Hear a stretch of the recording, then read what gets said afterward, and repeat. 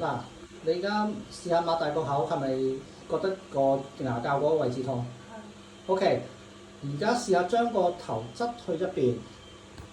嗱，你側咗過嚟左邊啊嘛，試下又再擘大個口，感覺個痛係點樣？痛多咗定痛少咗？佢少咗。明顯少咗啊嘛。然後將個頭側過嚟另一邊，又再擘大個口，痛多咗定痛少咗啊？多咗。明顯多咗啊嘛。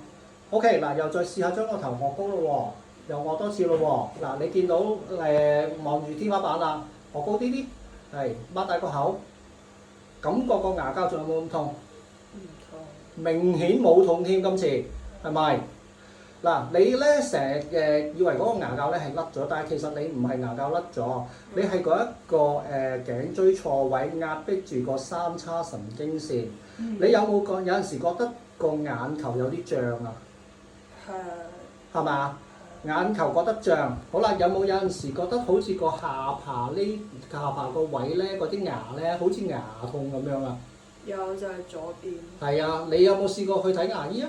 咁未啊，準備要睇咯，就唔知咩事。係啦，你以為係牙痛啊嘛？係啊係咪啊？其實你唔係牙痛啊，你係頸椎側彎得好緊要，然後壓迫住個三叉神經，令到你有呢種感覺。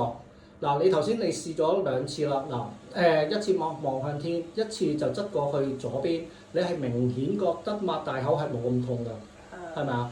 嗱，我哋又試多一次啊！嗱，將個頭擰咯喎，另一邊試下又再擘大個口，睇下感覺點樣？痛多咗定痛少咗啊？少少。少少，係咪覺得每次去左邊係好啲啊？再擰一擰過去右邊咯喎，今次擘大個口感覺點啊？